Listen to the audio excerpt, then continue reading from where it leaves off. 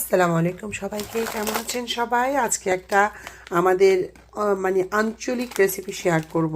কোন অঞ্চলে কীভাবে এটা খেয়ে আমি জানি না, এই জন্য আমি নিয়েছি 3 প্যাকেট ফ্রোজেন শিমের বিচি। এখন আমি শিমের বিচিগুলোকে প্যাকেট থেকে বের করে নিব। শিমের বিচিগুলো প্যাকেট থেকে বের করার পরে আমি গরম পানি দিয়ে শিমের বিচিগুলোকে ডিসপোজ করে দিব, আপনার আইসটা ছাড়াই নেব।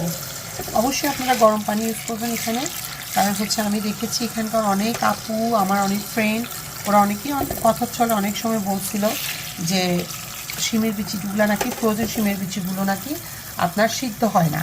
হ্যাঁ, কারণ যে এগুলো যখন আপনি ঠান্ডা পানি দিবেন তখন এগুলো কিন্তু সিদ্ধ হবে না। এই জন্য আপনি যখনই এটা ডিসপোজ করবেন অবশ্যই গরম পানি দিয়ে এটা আইসটা ছাড়াই নেবেন।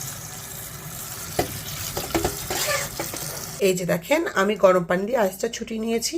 আর মনে হচ্ছে শিমের বিচিগুলো বেশি দিন আগে প্যাকিং করা না, খুবই ফ্রেশ দেখা যাচ্ছে। চলেন আমরা রান্নাটা শুরু করি। রান্নার জন্য আর লাগবে বেগুন। এই যে আমাদের নোয়াখালী অঞ্চলে যেটাকে বলে কাটা বেগুন, অনেক দিন পরে, প্রায় 2 বছর পরে পেয়েছি বাংলাদেশি কাটা বেগুন। তো আমাদের এই রেসিপিটার নাম হচ্ছে খাইসা, আমাদের আঞ্চলিক ভাষায় এটাকে বলে খাইসা। তো চলেন আমরা রান্নাটা শুরু করি।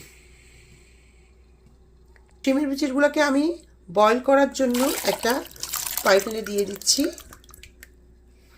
দিয়ে আমি চুলাটা অন করে দিব। আমি ঠিক শিমের বিচিটা এভাবে দিয়ে বাবুল ওঠার জন্য অপেক্ষা করব। হ্যাঁ, এই যে দেখেন, এর মধ্যে আমি বেগুনগুলোকে কেটে নিব। আমার বেগুনগুলো কাটা হয়ে গেছে। দেখেন, এই যে বেগুনগুলো কেটে আমি পানিতে কিছুক্ষণ ভিজিয়ে রাখছি, আপনার যাতে করে বেগুনের যে একটা কষ থাকে সেটা চলে যায়। শিমের বিচিটার ব্লক এসে গেছে। এখন আমি এটার মধ্যে দিয়ে দিব প্রথমে লবণ, দিয়ে দিচ্ছি পরিমাণ মতো পেঁয়াজ কুচি, দিয়ে দিব কাঁচামরিচ, দিয়ে দিব রসুন কুচি, এরপর দিয়ে দিব হলুদ আর মরিচের গুঁড়ো,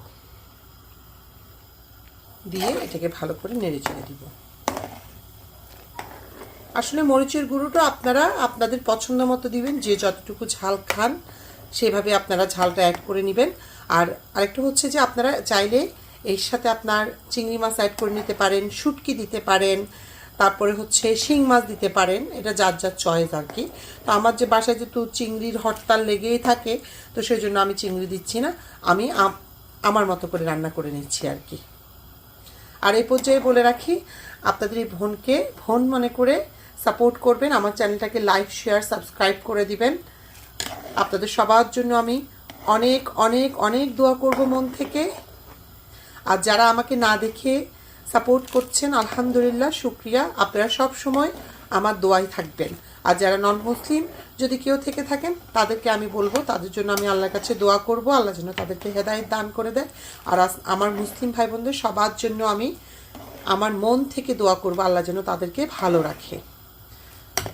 এইদিকে দেখেন, আমি যে বেগুনটা ভিজায় রাখছিলাম, এই দেখেন বেগুনের থেকে কি পরিমাণ বেগুনের কষ বের হয়েছে। বেগুনের পানিটা কিন্তু এই যে দেখেন, এই যে দেখেন বেগুনের পানিটা কিন্তু কালো হয়ে গেছে, দেখছেন? এখন আমি বেগুনটা এখান থেকে উঠাই নেব। এই পর্যায়ে আমি বেগুনগুলো শিমের বিচির সাথে অ্যাড করে দিব।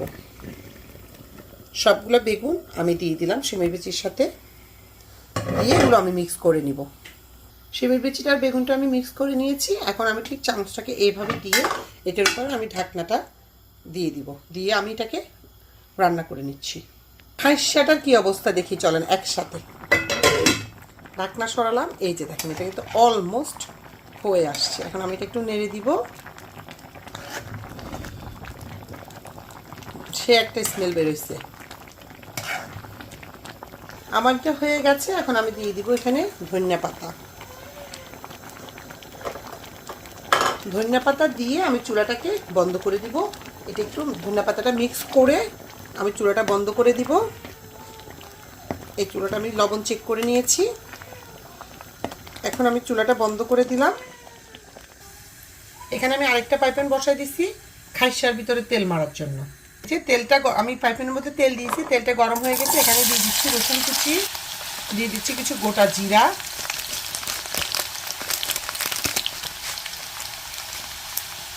রসুন কুচি আর গোটা জিরা দিয়ে এটাকে আমি ভালো করে ফ্রাই করে নেব। রসুন আর জিরাটা ফ্রাই হয়ে গেছে, এখন আমি চুলাটা বন্ধ করে দিলাম।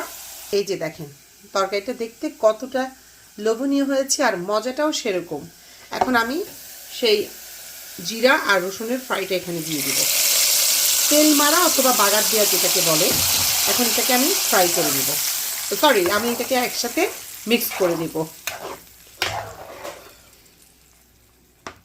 মানে কি বলবো, এত সুন্দর একটা স্মেল আসছে। আপনারা জাস্ট ট্রাই করবেন, ঠিক আছে? ট্রাই করে আমাকে টেস্টটা জানাবেন কমেন্টের মাধ্যমে। তো সবাই ভালো থাকবেন। তো শেষ করলাম আজকের মতো এখানে। সবাই ভালো থাকবেন, দোয়া করবেন আমাদের জন্য, আপনাদের সবার জন্য দোয়া থাকলো। সবাই সুস্থ থাকবেন, সুন্দর থাকবেন, ভালো রাখবেন। আল্লাহ সবাইকে ভালো রাখুক এই কামনা। আসসালামু আলাইকুম।